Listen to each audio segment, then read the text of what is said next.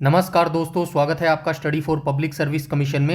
HSSC 2026 के लिए जो हमारी कंप्यूटर की सीरीज चल रही है, इसके अंदर जो है आज हम क्लास नंबर 38 करने वाले हैं। और कौन सा हम यहाँ पर चैप्टर करने वाले हैं, तो हम यहाँ पर जो है डीबीएमएस चैप्टर करने वाले हैं, जिसका फुल फॉर्म होता है डेटाबेस मैनेजमेंट सिस्टम। ठीक है, ये टॉपिक जो है काफ़ी इंपॉर्टेंट था, बीच में डालने का यही मकसद है। पहले मैं सोच रहा था कि इसको एंड में करवाएं, लेकिन दो लैंग्वेज हम करवा चुके हैं। मैं करवा चुका हूँ, सी करवा चुका हूँ और C++ करवा चुका हूँ। तो ये डीबीएमएस चैप्टर करवाना बेहद जरूरी था, क्योंकि एचएसएससी जो है इस चैप्टर से बेहद इंपॉर्टेंट जो है क्वेश्चन पूछती है मेरे भाई। इसके बाद 2 क्लास और आएंगी आपकी, ठीक है, जिसके अंदर हम कौन सा लैंग्वेज करेंगे। एक तो जावा करेंगे और दूसरा जो है पाइथन करेंगे। फिलहाल के लिए हम इतना ही करेंगे मेरे भाई, ठीक है। एचएसएससी के लिए इतना काफ़ी होगा फिलहाल के लिए। काफ़ी सारा हम कंप्यूटर कर चुके हैं, इससे पहले बेसिक सारा कर चुके हैं। अभी जो है एडवांस चला हुआ है। अगर आप एचएसएससी 2026 के लिए कंप्यूटर कंप्लीट करना चाहते हैं बेसिक से लेके एडवांस तक, और एक ही प्लेटफॉर्म पर या फिर एक ही जगह करना चाहते हैं ना, तो आप हमारे साथ चल सकते हैं, मेरे साथ आगे बढ़ सकते हैं। एवरीथिंग डिटेल बेसिक से लेके एडवांस जो है सब कुछ मैं यहाँ पर करवा रहा हूँ मेरे भाई, ठीक है। तो चलिए आज के वीडियो को स्टार्ट कर लेते हैं। देखिए आज की पीडीएफ जो है सी लैंग्वेज से स्टार्ट हुई थी। सी मैं जो है सी लैंग्वेज करवा चुका हूँ, C++ करवा चुका हूँ। देखिए मैं जितना चाहता हूँ कि पेजेस कम रहें, जिससे आपको जो है पढ़ने में बोरियत ना लगे और एग्जैक्ट डाटा आपको मिले। फिर भी चीज़ें थोड़ी सी बड़ी हो ही जाती है। देखिए जितना मैंने यहाँ पर, आज हम कितने करने वाले हैं, 32 पेजेस करने वाले हैं, ठीक है।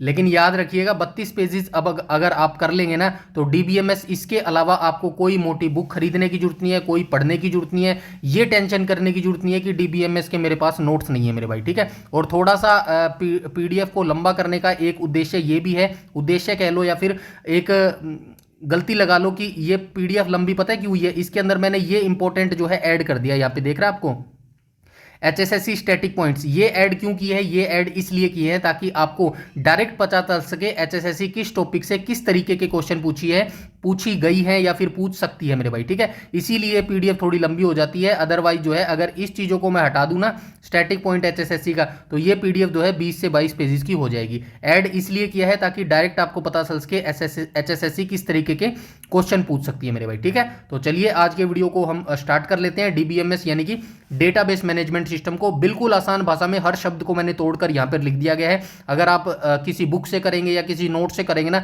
तो यकीन मानिएगा जो आप यहाँ पर पढ़ने वाले ना, ऐसी लैंग्वेज में आपको कहीं भी नहीं मिलने वाला।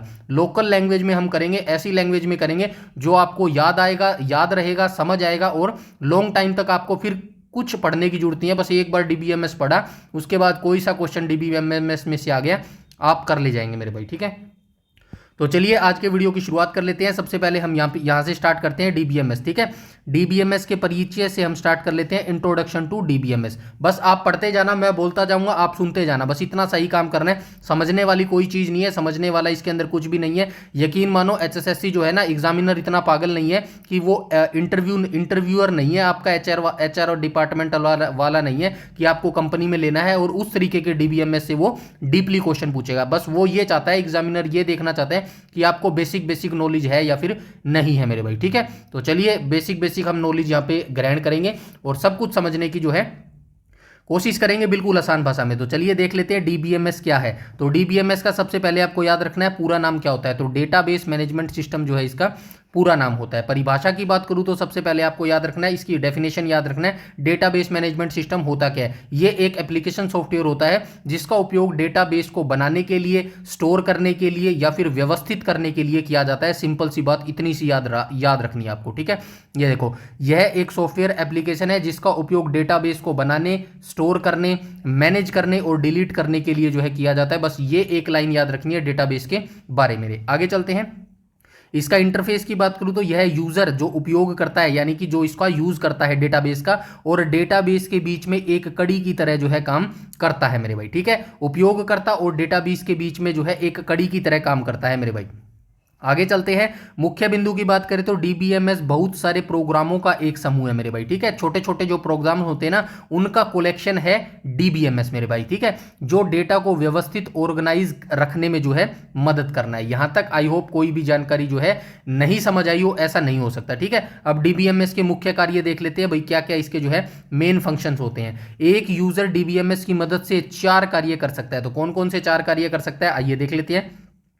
डेटा डेफिनेशंस, नया डेटाबेस बनाना, उसे बदलना या फिर हटाना, एक काम तो ये कर सकता है डीबीएमएस की मदद से, ठीक है। दूसरा काम क्या कर सकता है, डेटा मैनिपुलेशन कर सकता है, यानी कि डेटा में बदलाव करना या फिर अपडेट करना या फिर नया डाटा जोड़ना, ये भी डीबीएमएस की सहायता से जो है यूजर कर सकता है। तीसरा काम क्या कर सकता है, डेटा रिट्रीवल, इसको क्या बोलते हैं, जरूरत पड़ने पर डेटाबेस से जानकारी को ढूंढना और प्राप्त करना, ये काम भी जो है यूजर डीबीएमएस की सहायता से कर सकता है। ये चार काम जो है मुख्य तौर पर जो है डीबीएमएस की सहायता से किए जा सकते हैं। चौथे की बात करूं तो यूजर एडमिनिस्ट्रेशन है, डेटा की सुरक्षा, सिक्योरिटी और यूजर की जो है निगरानी करना मेरे भाई, ठीक है। तो इससे सिक्योरिटी भी जो है प्राप्त होती है डेटा के लिए। तो ये चार काम जो है इंपॉर्टेंट है, याद रखिएगा, ठीक है। आगे चलते हैं। अब यहाँ पे देखो एचएसएससी स्टैटिक पॉइंट्स लिख दिया गया है, इसमें से कैसे क्वेश्चन पूछे जा सकते हैं, तो चलिए देखिए। सॉफ्टवेयर का प्रकार है, सॉफ्टवेयर आपसे डायरेक्ट पूछा जाएगा, बताइए जो डीबीएमएस है वो किस तरीके का सॉफ्टवेयर है, एप्लीकेशन सॉफ्टवेयर है, सिस्टम सॉफ्टवेयर है, किस तरीके का सॉफ्टवेयर है,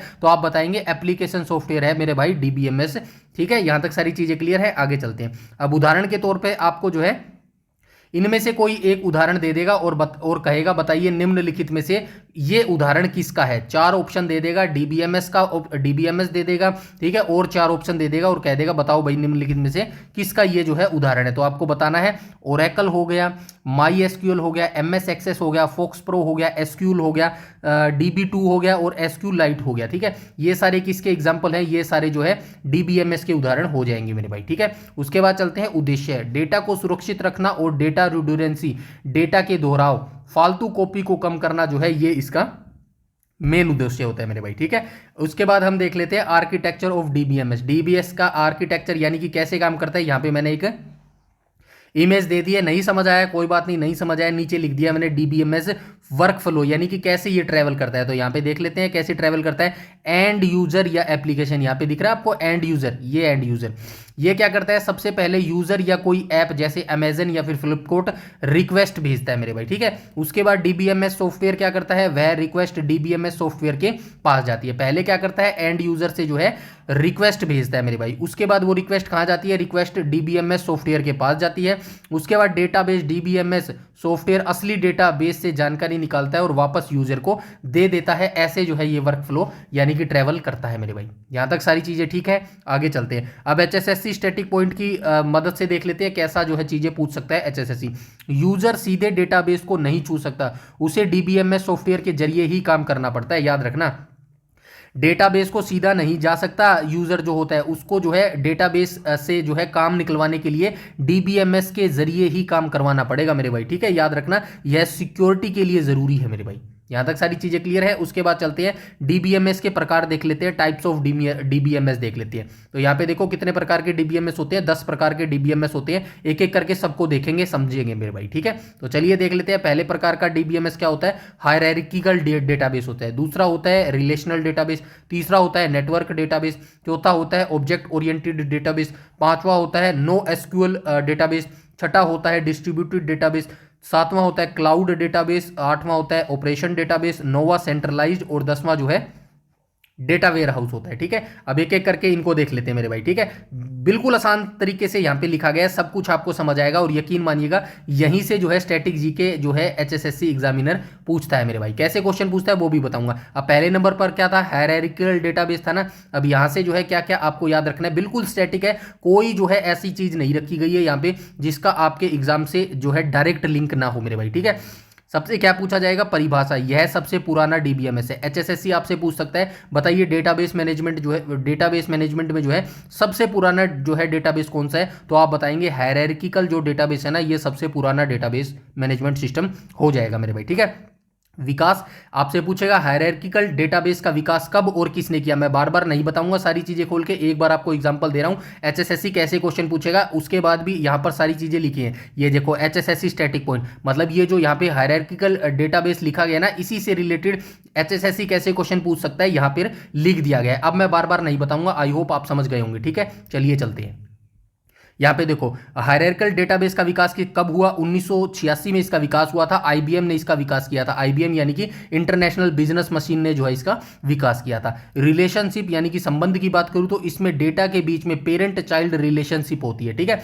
पेरेंट चाइल्ड ऐसे होता है ना, एक बॉक्स यहां पर होता है और एक बॉक्स यहां पर होता है, ऐसे तीर का निशान लगा लो, ठीक है, या फिर ऐसे तीर का नीचे की तरफ निशालो, इनमें से एक पेरेंट है और एक चाइल्ड है, ऐसी रिलेशनशिप होती है हायरार्किकल डेटाबेस में मेरे भाई। ठीक है, उसके बाद संरचना स्ट्रक्चर की बात करूं तो इसमें डेटा को ट्री पेड़ के स्ट्रक्चर में जो है स्टोर किया जाता है। डेटा जो होता है ना इसके अंदर, डेटा वो ऐसे स्टोर होता है जैसे कि पेड़ होता है ना, ऐसे हमारा पेड़ होता है, तो ऐसे जो है इस तरीके से जो है इस स्ट्रक्चर में जो है इसके अंदर डेटा स्टोर होता है। ठीक है, आपसे पूछा जा सकता है बताइए किस जो है डेटाबेस के अंदर ट्री टाइप में जो है स्ट्रक्चर में जो है डेटा स्टोर किया जाता है, तो आप बताएंगे हायरार्किकल डेटाबेस में जो है ट्री के स्ट्रक्चर में जो है डेटा को स्टोर किया जाता है। रूट नोड की बात करूं तो इसमें सिर्फ एक रूट नोड जो है मुख्य हिस्सा होता है। उदाहरण के तौर पे बात करूं तो एक कॉलेज में बहुत सारे कोर्स, टीचर और स्टूडेंट होते हैं। यहां कॉलेज पेरेंट है और कोर्स, टीचर, स्टूडेंट उसके चाइल्ड है। यहां तक सारी चीजें क्लियर हुई?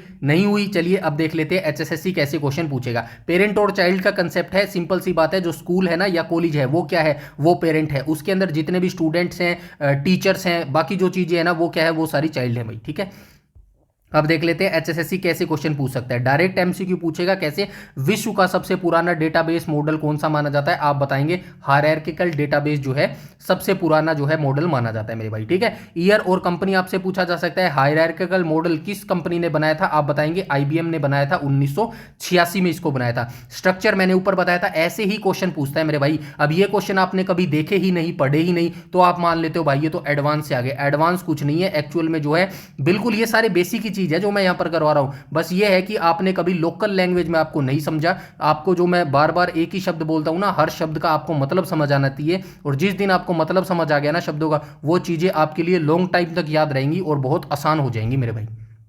ठीक है, इसीलिए शब्दों का मतलब समझना आपके लिए बेहद जरूरी है। चलिए देख लेते हैं स्ट्रक्चर। अभी हमने देखा ट्री स्ट्रक्चर के रूप में जो है ये अपना डेटा स्टोर करता है मेरे भाई। ठीक है, हायरार्किकल डेटाबेस। नोड की बात करूं तो हायरार्किकल डेटाबेस के मुख्य नोड को क्या कहते हैं, रूट नोड कहा जाता है। हायरार्किकल डेटाबेस से इतने क्वेश्चन पूछ सकता है, इस टाइप से क्वेश्चन पूछ सकता है। आई होप यहां तक कोई भी जो है दिक्कत आपको नहीं होगी। ठीक है, चलिए नेक्स्ट डेटाबेस पे चलिए देख लेते हैं। रिलेशनल डेटाबेस को भी ऐसे ही जो है चीर फाड़ कर लेते हैं। चलिए देख लेते हैं आविष्कार किसने किया था, तो रिलेशनल डेटाबेस का आविष्कार जो है 1970 में एफ कोड ने किया था मेरे भाई। ठीक है, डेटा स्टोरेज की बात करूं तो इसमें डेटा को टेबल्स, तालिकाओं में जो है स्टोर किया जाता है। यानी कि टेबल्स आपने देखा है ना, टेबल्स हम बनाता हूं, मैं भी बनाता हूं काफी सारी ऐसी जो टेबल है ना वर्ड में बनते हैं, इस फॉर्म में जो है ये डेटा को स्टोर करता है रिलेशनल डेटाबेस में। संरचना, प्रत्येक टेबल में बहुत सारी रोज और कॉलम होती है। आप सभी जानते हैं ये जो है एक रो, ये एक टेबल है और इसके अंदर कितनी सारी, देखो ये बन गई रो, ये क्या है, ये रो है, ये जो है रो है इस टाइप की, और ये जो इस ऊपर से नीचे है ये क्या है, ये कॉलम हो जाएंगे मेरे भाई। ठीक है, तकनीकी नाम की बात करूं तो टेबल को रिलेशन भी कहा जाता है। ठीक है, ये जो पूरी टेबल है ना इसको क्या बोला जाता है, इसको रिलेशन भी बोला जाता है, याद रखना। इसको क्या बोला जाता है, रिलेशन भी बोला जाता है। अब एचएसएससी के जो दो मेन इंपॉर्टेंट क्वेश्चन, आपने अगर एचएसएससी एग्जाम दिया है तो बहुत बार एचएसएससी पूछता है ये क्वेश्चन, इंपॉर्टेंट क्वेश्चन, नीचे भी लिखा है, डोंट वरी। ठीक है, टेबल की प्रत्येक रो को टपल कहा जाता है। ये जो टेबल है ना, एक बार फिर से बना देता हूं, ये एक टेबल बन गई। ठीक है, ये एक टेबल बन गई, ये टेबल बन गई।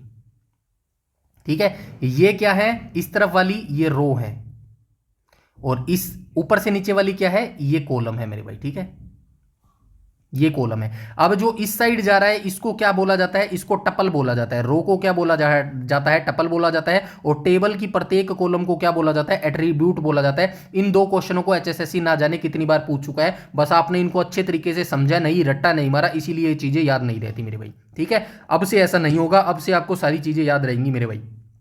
ठीक है, आगे चलते हैं। विशेषता की बात करें तो यह बहुत ही फ्लेक्सिबल होता है, जिससे इसमें जो है बदलाव करना आसान होता है मेरे भाई। ठीक है, अब एचएसएससी के स्टैटिक पॉइंट देख लेते हैं, एचएसएससी कैसे इसके अंदर क्वेश्चन पूछता है या फिर पूछे गए हैं या फिर पूछ सकता है। तो चलिए देख लेते हैं। डायरेक्ट क्वेश्चन पूछा जाएगा। आरडीएमएस यानी कि रिलेशनल डेटाबेस मैनेजमेंट सिस्टम का जो आविष्कार है वो किसने किया था, ईएफ कोड ने किया था। ठीक है, कब किया था, ऊपर ईयर आपको पता चल गया होगा। टर्मिनोलॉजी की बात करूं तो डेटाबेस टेबल में एक सिंगल रिकॉर्ड यानी कि रो को क्या कहा जाता है, टपल कहा जाता है। कॉलम को क्या कहा जाता है, एट्रीब्यूट कहा जाता है। ठीक है, आगे चलते हैं। फाउंडर, नेटवर्क डेटाबेस किसने बनाया था, तो चार्ल्स बैचमैन ने जो है ये नेटवर्क डेटाबेस बनाया था मेरे भाई। ठीक है, आगे चलते हैं। लॉजिक, किस मॉडल में मैनी टू मैनी रिलेशनशिप संभव है, ये थोड़ा सा दिख नहीं रहा लेकिन ऐसा ही लिखा गया है, जो मैं बोल रहा हूं ना उसको ध्यान से सुनो। क्वेश्चन ऐसे पूछेगा एचएसएससी, किस मॉडल में जो है मैनी टू मैनी रिलेशनशिप, जो रिलेशनशिप है ना वो संभव है, तो आप बताएंगे नेटवर्क डेटाबेस में जो है ऐसा संभव हो जाएगा मेरे भाई। ठीक है, आगे नेटवर्क डेटाबेस आ रहा है। ठीक है, इसको देख लेते हैं। नेटवर्क डेटाबेस में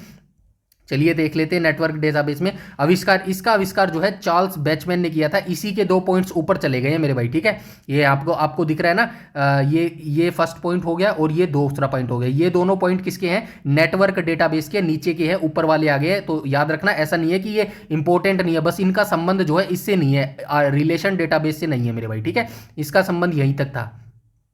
ठीक है, यहीं तक था। तो ये नीचे 2 पॉइंट है, इसको यहाँ पे आप ऐड कर लेना, वैसे नीचे भी मिलेगा। चलिए देख लेते हैं। नेटवर्क डेटाबेस की बात करूँ तो इसका आविष्कार जो है चार्ल्स बैचमैन ने किया था, 1969 में इसका आविष्कार किया था। एडवांस वर्जन यह जो है हायरार्किकल डेटाबेस, जो पहला हायरार्किकल डेटाबेस हमने पढ़ा था ना, उसी का ये एक एडवांस वर्जन माना जाता है मेरे भाई। ठीक है, डेटा स्टोरेज की बात करूँ तो इसमें डेटा को ग्राफ के रूप में स्टोर किया जाता है। ऊपर हमने देखा ना, एक के अंदर जो है ट्री के फॉर्म में स्टोर किया जा रहा है डाटा, एक के अंदर जो है किसी और तरीके से स्टोर किया जाता है। ये क्वेश्चन ऐसे ही पूछते हैं, आपसे डायरेक्ट पूछेगा, बताइए निम्नलिखित में से किस डेटाबेस के अंदर जो है ट्री के फॉर्म में डेटा को स्टोर किया जाता है, ग्राफ के फॉर्म में स्टोर किया जाता है। इसीलिए सारे पढ़ने पड़ेंगे आपको एक बार। ठीक है, तो नेटवर्क डेटाबेस के अंदर जो डेटा स्टोर किया जाता है, किस रूप में स्टोर किया जाता है, तो ये ग्राफ के रूप में जो है डेटा को स्टोर किया जाता है मेरे भाई। ठीक है, यहां तक सारी चीजें क्लियर है। उसके बाद हम चलते हैं आगे। रिलेशनशिप की बात करूं तो इसमें एक चाइल्ड एक से ज्यादा पेरेंट नोड हो सकते हैं मेरे भाई। ठीक है, तो इसमें एक चाइल्ड मतलब एक चाइल्ड के एक से ज्यादा पेरेंट हो सकते हैं। ठीक है,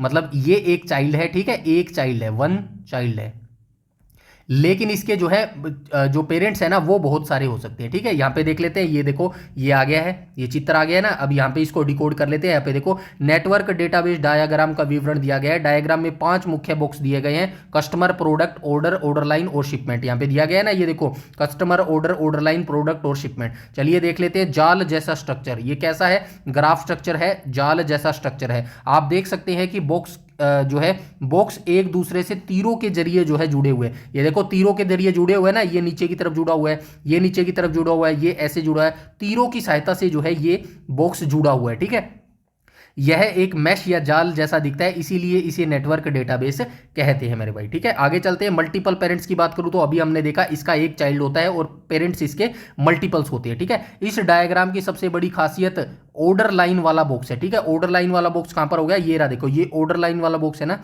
ये क्या है इसका? ये भाई इसका जो है चाइल्ड मिलेगा मेरे हिसाब से। चलिए देख लेते हैं, कोई बात नहीं, ये इसका चाइल्ड मिलेगा और बाकी सारे इसके पेरेंट मिलेंगे। आप देख लेते हैं। ये देखो, इस डायग्राम की सबसे बड़ी खासियत क्या है? ऑर्डर लाइन वाला बॉक्स है। ध्यान से देखिए, ऑर्डर लाइन को ऊपर से ऑर्डर और प्रोडक्ट दोनों से तीर लिंक मिल रहे हैं। इसका मतलब है कि चाइल्ड ऑर्डर लाइन के 2 पेरेंट्स ऑर्डर प्रोडक्ट हैं। ठीक है, मैंने वही बताया था ना। ये देखो, ये एक चाइल्ड है, ये क्या है? ये एक चाइल्ड है, और ये ऊपर वाले क्या है? ये ऊपर वाले दोनों जो है इसके पेरेंट हो जाएंगे मेरे भाई। ठीक है, यहां तक सारी चीजें क्लियर है। आगे चलते हैं।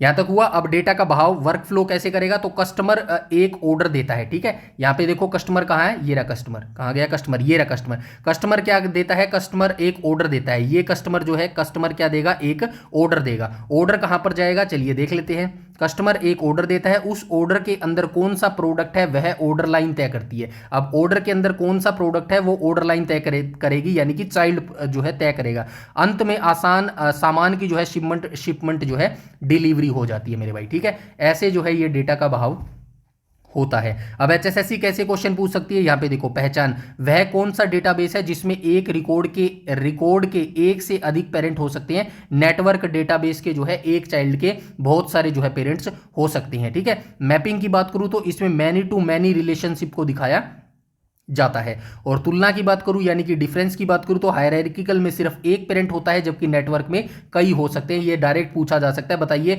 निम्नलिखित में से कौन से डेटाबेस में एक पेरेंट होता है? तो आप बताएंगे हायरार्किकल डेटाबेस में एक पेरेंट होता है। और आपसे अगर क्वेश्चन पूछा जाए, बताइए निम्नलिखित में से किस डेटाबेस में जो है बहुत सारे पेरेंट्स हो सकते हैं? तो आप बताएंगे नेटवर्क डेटाबेस में बहुत सारे पेरेंट हो सकते हैं मेरे भाई। ठीक है, उसके बाद हम चलते हैं ऑब्जेक्ट ओरिएंटेड डेटाबेस को देख लेते हैं। डेटा का रूप इसके अंदर क्या होता है? इसमें डेटा को साधारण टेबल की तरह नहीं बल्कि ऑब्जेक्ट के रूप में जो है रखा जाता है। तो ऑब्जेक्ट ओरिएंटेड डेटाबेस के अंदर जो डेटा है ना उसको किस तरह रखा जाता है? टेबल की फॉर्म में नहीं रखा जाता। किस फॉर्म में रखा जाता है? बल्कि ऑब्जेक्ट के रूप में इसको इसके अंदर जो है डेटा को रखा जाता है। ऑब्जेक्ट का मतलब है एक ऐसी इकाई जिसमें उसकी अपनी विशेषताएं और काम करने का तरीका दोनों साथ होते हैं मेरे भाई, उसको जो है ऑब्जेक्ट बोलते हैं। आगे चलते हैं, ऊप पर आधारित, यह पूरी तरह से क्लास और ऑब्जेक्ट के सिद्धांत पर चलता है। अभी हम सी प्लस प्लस और सी लैंग्वेज देख के आए ना, वहां पे आपने क्लास और ऑब्जेक्ट देखे थे ना, बस वही जो है मेथड यहां पर दिखा रहा है ऑब्जेक्ट ओरिएंटेड डेटाबेस के अंदर। ठीक है, यहां पर भी क्लास और ऑब्जेक्ट के हिसाब से जो है डेटा को स्टोर किया जाता है। जैसे कि एक कार क्लास हो सकती है और उसकी अलग अलग कंपनियां जैसे कि टाटा सुजुकी उसके जो है ऑब्जेक्ट हो सकती है। ऐसा ही ऑब्जेक्ट, ऐसा ही एग्जांपल मैंने सी और सी प्लस प्लस लैंग्वेज में भी दिया था मेरे भाई। ठीक है, आगे चलते हैं, प्रोग्रामिंग भाषाओं से सीधा जुड़ाव। तो अगर ये जो ऑब्जेक्ट और क्लास से रिलेटेड डेटाबेस है तो यहां पर जो है ये लैंग्वेज से भी जो है रिलेटेड हो सकता है, जुड़ाव जुड़ाव होता है। तो यहां पे देखो, इसे इस्तेमाल करने के लिए प्रोग्रामर्स को अलग से मेहनत नहीं करनी पड़ती, क्योंकि यह पाइथन, जावा, सी प्लस प्लस और VB.NET जैसी भाषाओं के साथ सीधे तालमेल जो है बिठा लेता है मेरे भाई। ठीक है, तो इसको यूज करने के लिए, यानी कि ऑब्जेक्ट ओरिएंटेड डेटाबेस है ना, हाँ, ऑब्जेक्ट ओरिएंटेड डेटाबेस जो है इसको यूज करने के लिए अलग से किसी लैंग्वेज को लिखना या पढ़ने की जरूरत नहीं होती प्रोग्रामर्स को। ये सीधा ही जो ये डेटाबेस है ना, ऑब्जेक्ट ओरिएंटेड डेटाबेस, ये सीधा ही जो है लैंग्वेज के साथ, लैंग्वेज यहाँ पे दी गई है, ये देखो, पाइथन हो गया, जावा हो गया, सी प्लस, इनसे जो है डायरेक्ट तालमेल अपने आप बिठा लेता है मेरे भाई। ठीक है,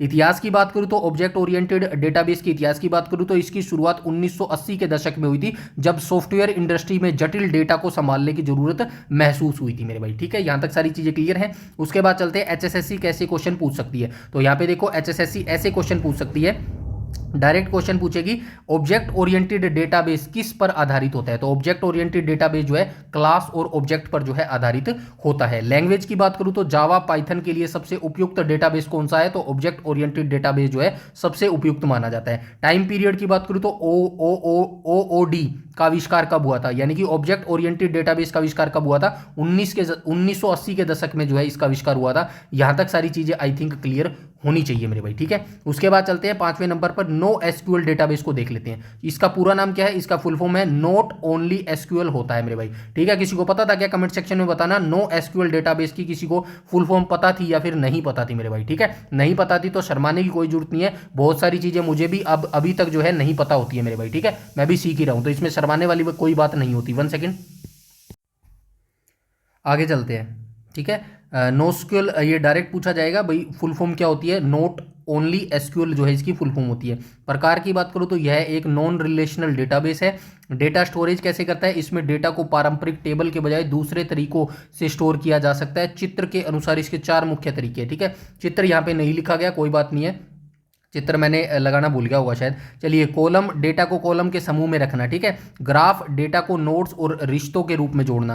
की वैल्यू की बात करूं तो हर डेटा की एक यूनिक की और उसकी वैल्यू होना मेरे भाई। डॉक्यूमेंट की बात करूं तो डेटा को जेसन या XML जैसे डॉक्यूमेंट में स्टोर करता है। ये 4 मुख्य कार्य ये 4 मुख्य जो है इनके तरीकों से जो है ये डाटा स्टोर करता है नो एसक्यूएल डेटा स्टोरेज। आगे चलते हैं, उपयोग की बात करूं तो इसका इस्तेमाल डेवलपर्स जटिल कॉम्प्लेक्स एप्लीकेशन के लिए करते हैं, क्योंकि यह भारी और उलझे हुए डेटा को आसानी से संभाल लेता है। लोकप्रियता की बात करूं तो आजकल यह डेटाबेस बहुत अधिक प्रसिद्ध हो रहा है। आगे चलते हैं, HSSC यहाँ पे कैसे क्वेश्चन पूछ सकता है, फुल फॉर्म क्या है नो एसक्यूएल की, नॉट ओनली एसक्यूएल इसकी फुल फॉर्म हो जाएगी। कैटेगरी की बात करूं तो क्या नो एसक्यूएल एक रिलेशन डेटाबेस है, नहीं, यह नॉन रिलेशनल जो है डेटाबेस हो जाएगा। स्टोरेज की बात करूं तो किस डेटाबेस में की वैल्यू या डॉक्यूमेंट के रूप में स्टोर होता है, तो नो एसक्यूएल में जो डेटा स्टोर होता है वो की वैल्यू या फिर डॉक्यूमेंट के रूप में स्टोर होता है। बेस्ट फॉर किसके लिए ज़्यादा ये अच्छा रहता है, तो जटिल और बड़े जो एप्लीकेशंस होते हैं ना उनके लिए सबसे अच्छा डेटाबेस है नो एसक्यूएल डेटाबेस मेरे भाई। यहां तक सारी चीजें क्लियर है। आगे चलते हैं, डिस्ट्रीब्यूटेड डेटाबेस को देख लेते हैं। 1 सेकेंड, ठीक है, डिस्ट्रीब्यूटेड डेटाबेस को देख लेते हैं, ये क्या होता है।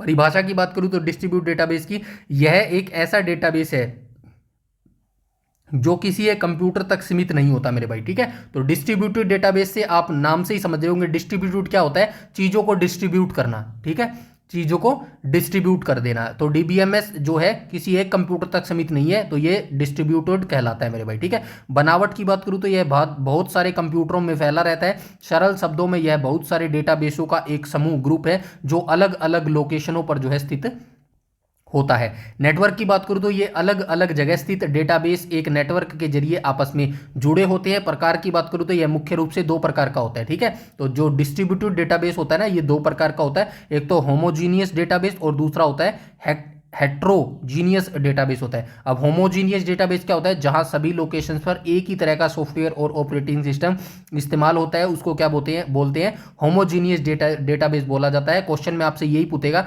बताइए सभी निम्नलिखित में से उस डेटाबेस को क्या कहा जाता है जहां पर सभी लोकेशंस पर एक ही तरह का सॉफ्टवेयर और ऑपरेटिंग सिस्टम जो है इस्तेमाल होता है, उसको जो है होमोजीनियस जो है डेटाबेस कहा जाता है। अब इसका विपरीत हो जाएगा, जहां अलग अलग लोकेशन पर अलग अलग तरह के सॉफ्टवेयर और हार्डवेयर हो सकते हैं, उनको हेट्रोजीनियस बोला जाता है। सिंपल सी चीज है, चलिए आगे चलते हैं। अब एचएसएससी कैसे क्वेश्चन पूछेगा, यहाँ पे देखो, पहचान वह डेटाबेस जो फिजिकल रूप से अलग अलग जगहों पर लेकिन लॉजिकली एक ही दिखाता है, क्या बोलते हैं, डिस्ट्रीब्यूटेड डेटाबेस इसको बोला जाता है। कितने प्रकार के होते हैं भाई, ये जो डिस्ट्रीब्यूटेड डेटाबेस होता है कितने प्रकार का होता है, दो प्रकार का होता है, ठीक है, होमोजीनियस और जो है हेट्रोजीनियस। स्ट्रक्चर कैसा होता है, इसमें डेटा एक सेंट्रल सर्वर पर न होकर नेटवर्क के विभिन्न हिस्सों पर जो है स्टोर होता है मेरे भाई, ठीक है। आगे चलते हैं, क्लाउड डेटाबेस को देख लेते हैं। यहाँ पे क्लाउड डेटाबेस क्या होता है, परिभाषा क्या है, यह एक ऐसा डीबीएमएस है जिसमें डेटा को क्लाउड कंप्यूटिंग की मदद से इंटरनेट पर स्थित सर्वर में स्टोर किया जाता है। अब क्लाउड जो डेटाबेस होता है ना, क्लाउड जो स्टोरेज होता है, आपने आजकल देखा है ये आपके टैब में भी आ गया है, आपके लैपटॉप में भी आ गया है, आपके फोन में भी आ गया है। मतलब कि जो आपका डाटा स्टोर होता है ना, वो क्लाउड कंप्यूटिंग यानी कि ऑनलाइन इंटरनेट सर्वर पर जो है आपका स्टोर डेटा को किया जाता है मेरे भाई, ठीक है। सेवाएं सर्विसेज की बात करूं तो यह यूजर को कई तरह की क्लाउड सेवाएं प्रदान करता है, जैसे कि सास की फुल फॉर्म याद रखना, software as a service. PaaS की फुल फॉर्म याद रखना, platform as a service. IaaS की फुल फॉर्म याद रखना, इंफ्रास्ट्रक्चर एज ए सर्विस। इनमें से फुल फॉर्म पूछी गई है मेरे भाई, ठीक है। आगे चलते हैं, फायदा इसका क्या होता है, इसकी सबसे बड़ी खूबी इसकी स्पीड रफ्तार है, साथ ही इसे अपनी जरूरत के हिसाब से आसानी से स्केल घटाया या बढ़ाया जा सकता है। अगला देख लेते हैं, ऑपरेशनल डेटाबेस को देख लेते हैं। इसकी परिभाषा क्या है, इसकी मदद से हम रियल टाइम, उसी समय, मतलब रियल टाइम क्या होता है, एट ए टाइम डेटाबेस को बना सकते हैं, डेटाबेस को क्रिएट कर सकते हैं, डेटाबेस को डिलीट कर सकते हैं और डेटाबेस को मॉडिफाई कर सकते हैं। ऑपरेशनल डेटाबेस क्या काम करता है, एज एट ए टाइम काम करता है, उसी टाइम काम करता है, रियल टाइम में काम करता है ऑपरेशनल डेटाबेस मेरे भाई, ठीक है। दूसरा नाम इसका क्या है, इसे OLTP फुल फॉर्म याद रखना, ऑनलाइन ट्रांजैक्शन प्रोसेसिंग डेटाबेस भी कहा जाता है। यह HSSC के लिए बहुत जरूरी पॉइंट है, क्योंकि HSSC ये पूछता है, बताइए ऑपरेशनल डेटाबेस का जो है दूसरा नाम क्या है, तो आप बताएंगे OLTP इसका दूसरा नाम होता है। क्या पता आपसे ये डायरेक्ट पूछ ले, बताइए ऑपरेशनल डेटाबेस का जो दूसरा नाम है OLTP, बताइए निम्नलिखित में से पूरा नाम OLTP का क्या होगा, ऑनलाइन ट्रांजैक्शन प्रोसेसिंग इसका जो है पूरा नाम हो जाएगा। काम क्या करता है, यह डेटाबेस रोजाना होने वाले ऑपरेशन, डेली टास्क को पूरा करने के काम आता है। वही रियल टाइम वाला, सीधी सी बात है, रियल टाइम अगर काम करेगा तो डेली रूटीन की जो चीजें होती है ना, उसके लिए ऑपरेशनल डेटाबेस का यूज किया जाता है मेरे भाई, ठीक है। HSSC कैसे क्वेश्चन पूछेगा, फुल फॉर्म क्या है, OLTP का मतलब होता है online transaction processing, full form हो जाएगी। टर्म चेक की बात करूं तो सास, पास और IaaS किस डेटाबेस से संबंधित है, क्लाउड डेटाबेस से जो है ये संबंधित हो जाएंगे, याद रखना। डायरेक्ट क्वेश्चन पूछेगा, रियल टाइम डेटा मैनेजमेंट के लिए कौन सा डेटाबेस इस्तेमाल होता है, ऑपरेशनल डेटाबेस जो है इसके लिए इस्तेमाल होता है। डोंट वरी, जो यहाँ पे हम क्वेश्चन देख रहे हैं ना, ये तो आपका एक टाइम क्वेश्चन हो रहा है, जो है सीख रहे हो आप। इसके बाद जो कल हमारा संडे है ना, वहाँ पे हम टॉप 50 क्वेश्चन देखेंगे, टॉप 50 MCQ देखने वाले हैं, किससे, DBMS से मेरे भाई, ठीक है, DBMS। तो वहां से आपकी यहाँ से जो आज आप पढ़ेंगे ना, तो वहां पे आपकी अच्छी तरीके से तैयारी हो जाएगी, अच्छे तरीके से निचोड़ लेके आऊंगा, 50 क्वेश्चन होगा मेरे भाई, ठीक है। बस आप पढ़ते रहो, लगातार पढ़ते रहो, कंटिन्यूटी बनाए रखो, फोकस रखो अपने स्टडी पर। आपको कोई मतलब नहीं होना चाहिए HSSC PMT PST की डेट दे रही है, नहीं दे रही है, कब देगी, कोई फर्क नहीं पड़ता। एग्जाम आज होगा, 2 महीने बाद होगा, 6 महीने के बाद होगा, ये ऐसी चीजें हैं जिन पर किसी का बस नहीं है, लेकिन ये चीजें होंगी मेरे भाई, ये फिक्स है। ये चीजें आज नहीं तो 6 महीने के बाद कभी ना कभी तो होंगी। बस फर्क इस बात पे पड़ता है कि आपने कंसिस्टेंसी रखी या नहीं, आपने लगातार स्टडी करी या नहीं करी, क्योंकि एक चांस सबको मिलता है, चाहे आप पढ़ो या फिर ना पढ़ो, उस समय बस वही चीज देखी जाती है। अगर आपने समय से पढ़ा होता ना, तो आपका सिलेक्शन हो चुका होता मेरे भाई, ठीक है। तो चलिए देख लेते हैं 9th पॉइंट को, सेंट्रलाइज्ड डेटाबेस को देख लेते हैं।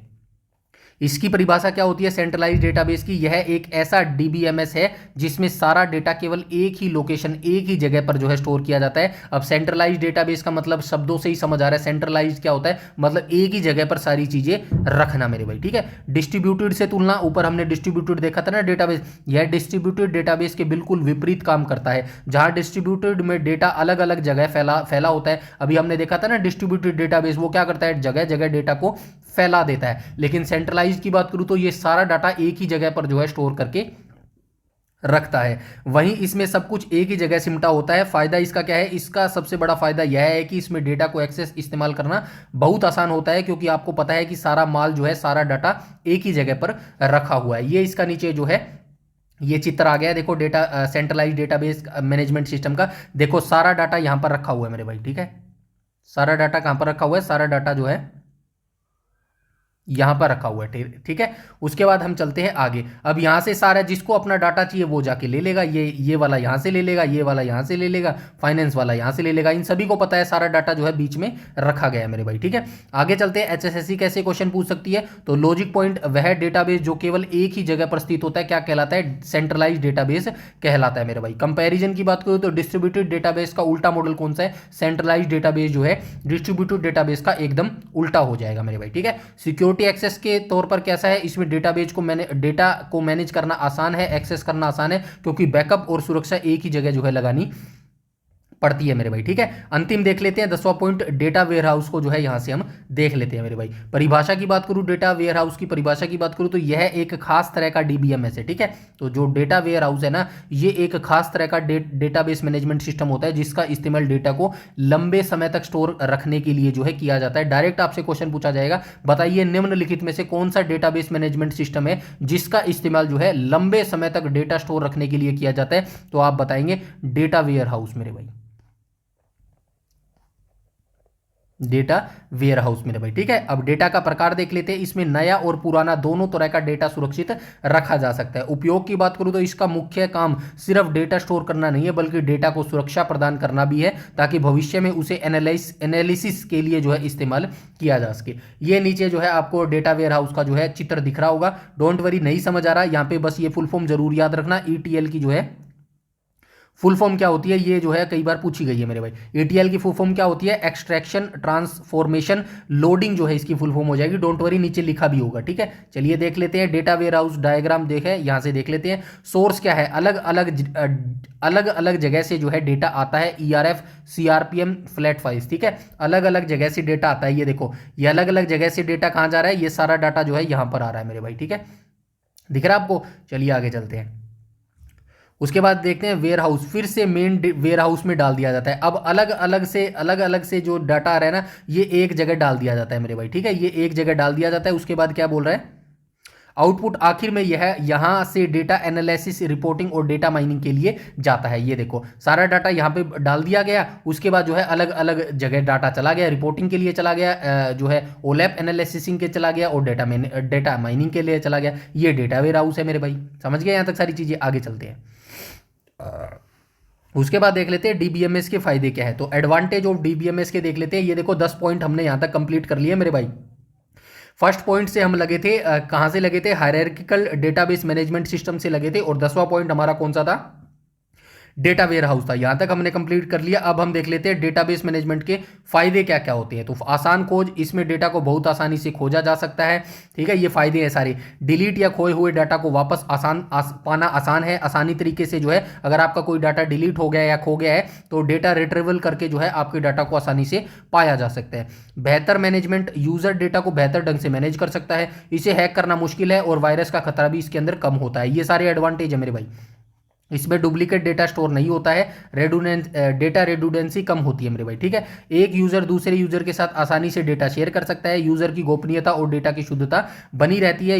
यूजर जब चाहे अपनी ज़रूरत के हिसाब से बैकअप ले सकता है। इसमें कोई भी टास्क करना बहुत सरल होता है, बहुत बड़ी मात्रा में डेटा स्टोर किया जाता है, एक ही समय में बहुत सारे लोग काम इसके अंदर कर सकते हैं। इसका इंटरफेस इस्तेमाल करने में बहुत आसान होता है। ये सारे क्या थे?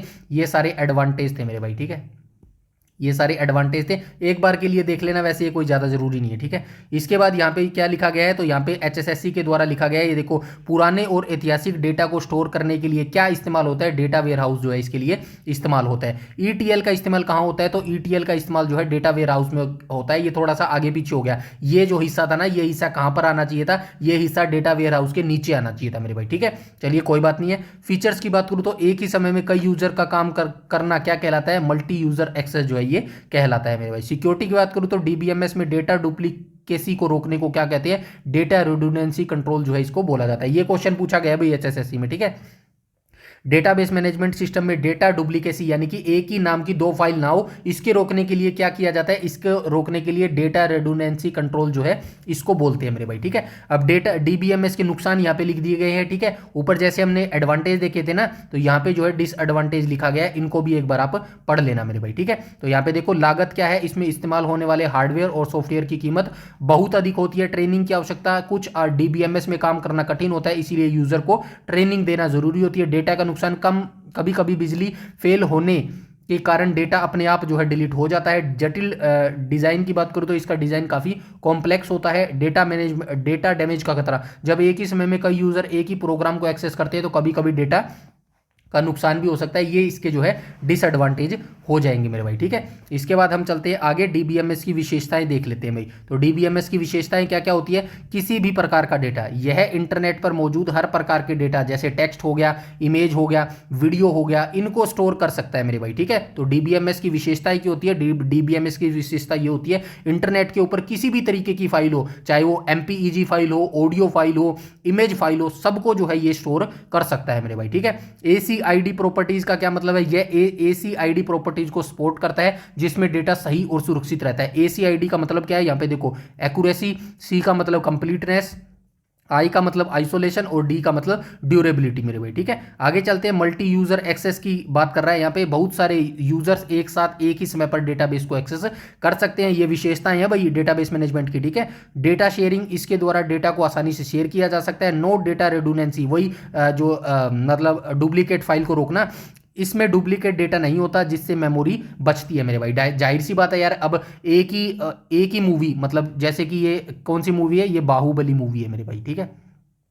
बाहुबली मूवी है, अब एक तो बाहुबली का नाम ये है, ठीक है, और एक बाहुबली का नाम आपने क्या लिख दिया, बाहुबली 1 कर दिया। अब ये एक ही मूवी है, लेकिन एक ही मूवी को आपने अलग अलग नाम से 2 बार सेव कर दिया। तो ये एक मूवी कितनी जीबी की थी, 3 जीबी की थी, यानी कि एक मूवी ने कितना जीबी स्पेस ले लिया, 3 और 3 6 जीबी स्पेस ले लिया, ठीक है। लेकिन डेटा रेडुडेंसी से जो है ये बचत होती है भाई, एक ही नाम की जो है 2 फाइल, मतलब एक ही फाइल के जो है 2 नाम नहीं हो सकते, यानी कि कह लो यार एक फाइल जो है दूसरी बार नहीं हो सकती, सिंपल सी चीज़ है मेरे भाई, ठीक है। आगे चलते हैं, मजबूत सुरक्षा की बात करूँ तो इसमें बेहतरीन सिक्योरिटी होती है जिसमें कोई अनजान व्यक्ति जो है इससे एक्सेस नहीं कर सकता। बैकअप और रिकवरी, अगर डेटा करप्ट या डिलीट हो जाए तो इसमें बैकअप लेने की सुविधा होती है मेरे भाई, ठीक है। ये विशेषता हो गई। अब एचएसएससी कैसे क्वेश्चन पूछेगी, ये देखो, एसीआईडी की फुल फॉर्म आपसे पूछ सकती है, एक्यूरेसी, कंप्लीटनेस, आइसोलेशन या ड्यूरेबिलिटी। इनकी जगह कोई और वर्ड आपको बना के दे देगी, एक्यूरेसी की जगह आपको क्या बना के दे देगी, एक्यूरेट बना के दे देगी, ठीक है। कंप्लीटनेस की जगह आपको क्या बना दे देगी, कंपेयर बना के दे देगी। आइसोलेशन की जगह आपको क्या बना दे देगी, इंटीग्रिटी बना के दे देगी। ड्यूरेबिलिटी की आपको क्या बना के दे देगी, डिलीट बना के दे देगी। ऐसे जो है मतलब 3-4 ऑप्शन आपको बना के दे देगी। तो आपको बताना है एसीआईडी की फुल फॉर्म क्या हो जाएगी, एक्यूरेसी, कंप्लीटनेस, आइसोलेशन और ड्यूरेबिलिटी। यकीन मानिएगा मेरा भाई, ये डीबीएमएस अगर आप पढ़ लोगे ना, अच्छे तरीके से पढ़ लोगे, तो डीबीएमएस और दोबारा आपको कहीं भटकने की जरूरत नहीं पड़ेगी, ऐसा मेरा विश्वास है। क्योंकि ये जो पीडीएफ में लेके आया हूं ना, ये यकीन मानिएगा 70 पता नहीं 72 पेजों की ये जो है पीडीएफ थी मेरे भाई। इसको जो है काफी सारा निचोड़ करके अच्छे तरीके से एक एक शब्दों को तोड़कर मेरे को 1.5 से 2 दिन लग गया एक पूरी फाइल बनाने में मेरे भाई, ठीक है। तो मेहनत है भाई, इसीलिए मैं बोल रहा हूं, एक बार अच्छे से पढ़ लोगे ना तो यकीन मानो सिलेक्शन तक ये चीजें आपके काम आने वाली है। और सिलेक्शन तक ही क्यों यार, अपनी नॉलेज को बढ़ाओ, अपने दिमाग को एक्सप्लोर करो, चीजें याद रखो यार, ये चीजें इन फ्यूचर भी काम आने वाली है। अब आप कभी फॉर एग्जाम्पल किसी के सामने हो, चार पांच जो लोग हैं उसका ग्रुप है, वहाँ पे कोई डीबीएमएस की बात चल रही होगी, अगर आपने पढ़ा हुआ तो ये चीज़ें आपके काम आएंगी, वहाँ पर आपका जो है बढ़ेगा। भाई बंदे को पता है यार, सारी चीज़ें पता है, कल को आपके शादी होगी, आपके बच्चे होंगे, उनको भी तो पढ़ाओगे यार, कंप्यूटर की यही चीज़ें आएंगी। जब तक आप खुद अपने बच्चों के साथ बैठ के उनको नहीं पढ़ाओगे ना, यकीन मानो चीज़ें ऐसी ही रहेंगी मेरे भाई। आपको वक्त देना पड़ेगा हर चीज़ के लिए, और इसीलिए वहाँ पर चीज़ें करने के लिए पहले आपको खुद जो है शिक्षित होना पड़ेगा, अच्छे तरीके से शिक्षित होना पड़ेगा मेरे भाई। जो हम एग्जांपल्स देखते हैं ना, हम देखते हैं डॉक्टर्स के बच्चे हो गए, इंजीनियर्स के बच्चे हो गए, वो काफ़ी अच्छी तरीके से इंग्लिश बोलते हैं, वो काफ़ी अच्छे मार्क्स लेते हैं। और एक हमारा भाई, हम देख लो, हम हमेशा जो है 55-60 के बीच में रहे हैं। मैं यहाँ पे कोई बुराई नहीं कर रहा हूँ किसी भी बच्चे की, मैं सिर्फ एक समझाने की कोशिश कर रहा हूँ मेरे भाई। अब वो ऐसा क्यों होता है, डॉक्टर्स और इंजीनियर के बच्चे क्यों बचपन से इंग्लिश सीखते हैं? क्योंकि उनका बिहेवियर, जो घर का बिहेवियर होता है ना, जो उनका माहौल होता है, वो ऐसा ही होता है। वो अपने बच्चे के साथ वैसा ही बिहेव करते हैं। उनको पता होता है इन फ्यूचर में बच्चे के साथ कैसी कैसी प्रॉब्लम्स आएगी, उनको क्या क्या सिखाना है मेरे भाई। इसीलिए अगर आप बच्चे को वैसा चाहते हैं ना, जैसे कि कभी देखते हैं यार मेरा बच्चा भी ऐसा बने, इंग्लिश भी सीखे, तो उसके लिए पहले आपको शिक्षित होना पड़ेगा। आपको जो है सीक्वेंस वाइज काम करना पड़ेगा मेरे भाई, समझ रहे हो? हर चीज़ आप ऐसे नहीं छोड़ सकते कि मैंने तो बस भाई ट्यूशन लगा दिया बच्चे का, अब वो देखेगा। ट्यूशन वाला बच्चा, ट्यूशन वाला टीचर कुछ नहीं कर सकता, वो सिर्फ पढ़ा सकता है, बाकी सारा काम आपको घर पे करना पड़ेगा मेरे भाई। समझ रहे हो मेरी बात को? आई होप आप समझ रहे होगे। ठीक है, चलिए आगे चलते हैं, प्रॉपर्टी की बात करते हैं। डेटा डुप्लीकेसी को रोकना क्या कहलाता है? डेटा रेडुडेंसी कहलाता है। डिसएडवांटेज की बात करूँ तो डीबीएमएस का सबसे बड़ा नुकसान क्या है? हाई कॉस्ट और कॉम्प्लेक्सिटी इसका सबसे बड़ा नुकसान है। ठीक है, चलिए चलते हैं आगे। आगे देख लेते हैं एप्लीकेशंस ऑफ डीबीएमएस। डीबीएमएस के जो एप्लीकेशंस है क्या क्या है भाई, देख लेते हैं। इसका उपयोग निम्नलिखित जगहों पर डेटा को मैनेज करने के लिए किया जाता है। तो डेटाबेस का उपयोग कहाँ कहाँ किया जाता है आप सभी जानते हो। बैंकिंग में उपयोग किया जाता है, एयरलाइंस में उपयोग किया जाता है, यूनिवर्सिटीज़ कॉलेज में उपयोग किया जाता है, टेलीकम्युनिकेशन में इसका उपयोग किया जाता है, फाइनेंस में इसका उपयोग किया जाता है। इन सारी चीज़ों को एक बार पढ़ लेना मेरे भाई। ठीक है, ये सिर्फ मैंने ये बताया है डीबीएमएस का जो उपयोग है ना, डीबीएमएस जो एप्लीकेशन है वो बड़े स्तर पर कहाँ पर। अब एक स्कूल है, स्कूल का डेटा मैनेज करने के लिए तो डेटाबेस तो बनाना पड़ेगा ना, तो उसीलिए बैंकिंग में कितने सारे लोगों के बैंक अकाउंट होते हैं, उनके नंबर्स होते हैं, वो सारा एक डाटा है, उसको व्यवस्थित रखने के लिए डेटाबेस मैनेजमेंट की जरूरत पड़ती है मेरे भाई। तो इसको आराम से बैठ के एक बार पढ़ लीजिएगा, अपनी आंखों के आगे से निकाल लेना। ठीक है, थोड़ा सा एक बता देता हूँ। एयरलाइंस, जो कितने सारे जो आदमी लोग हैं वो ट्रैवल करते हैं, कोई दिल्ली जा रहा है, कोई ब्राज़ील जा रहा है, कोई अमेरिका जा रहा है, अब वो टिकट बुकिंग तो करवाएंगे और रिजर्वेशन तो करवाएंगे, तो वहाँ पर डेटाबेस बनाना जरूरी होता है मेरे भाई। ठीक है, आगे चलते हैं।